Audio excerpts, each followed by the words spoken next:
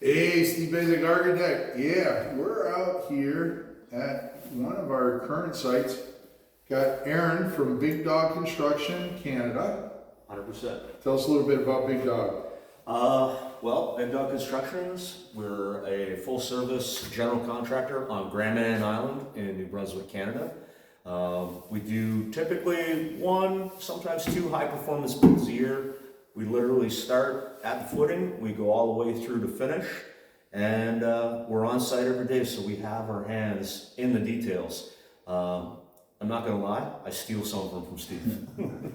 There you go. Well, today we're going to talk about the dining room area or dining area soffit.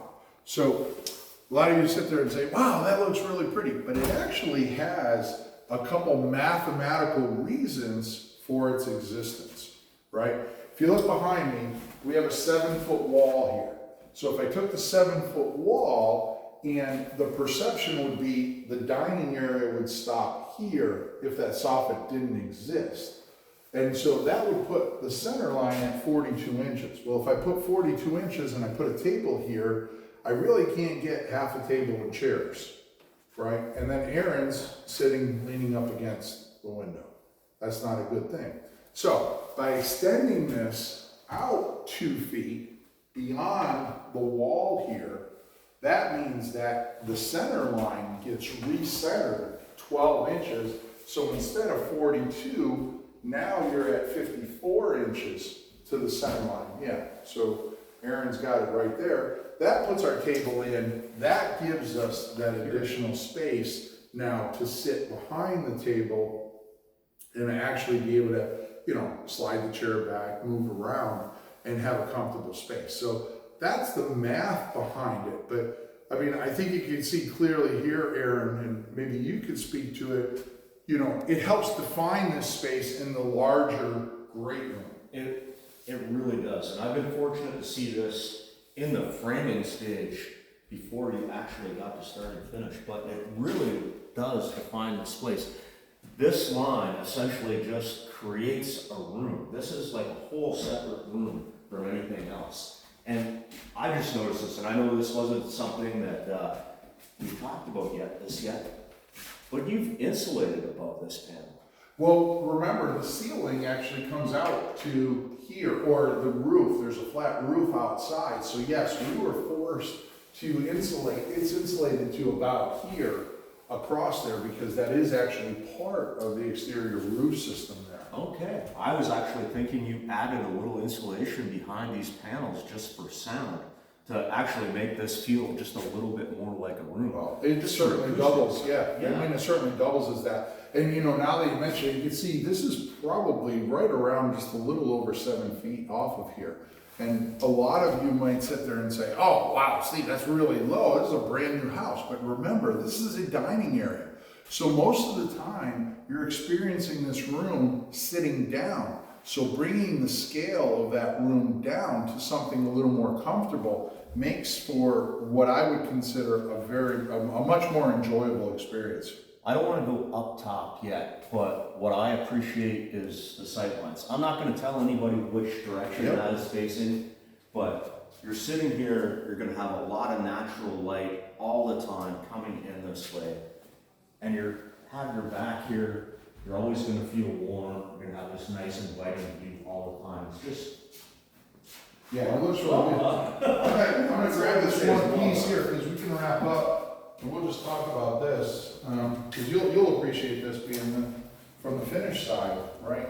Around this perimeter, we actually, datoed out that to capture the plywood rather than just butt it, right? You'd get some trim carpenters say, oh, you just need to push it up against that.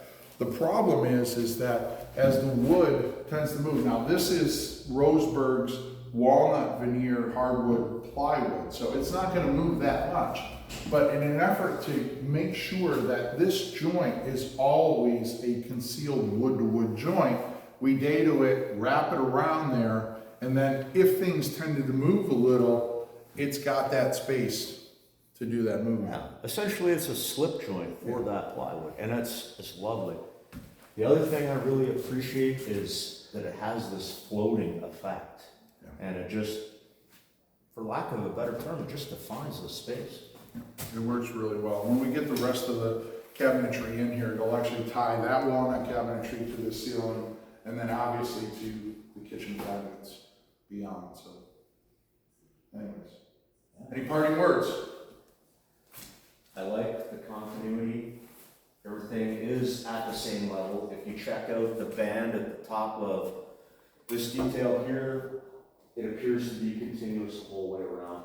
It's little things like that you don't necessarily know why you like a space, but you just know you like it better than something else. Yeah, I say that all the time. You know, one of the things that I've learned from a design perspective is if I have to question things to try to understand them, then chances are that there's something missing, something wrong, something not aligned that forces me to think about it. When I just walk in and go, wow, that's lovely, and I don't question it, it means that all of those things were solved for, and you get to walk away feeling really, really good about that space. I find myself quoting Steve on a regular basis, or at least paraphrasing, because my friendship with Steve has forced me to think a little bit more analytically about stuff I see every day.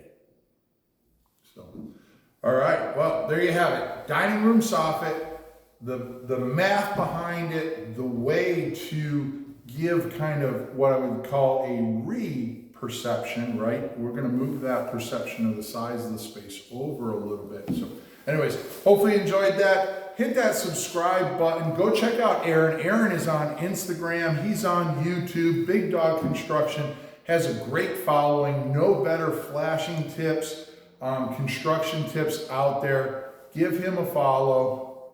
Until next time. One last thing. Uh-oh. Hanging out with Steve is groovy. There you go. Long live our buildings.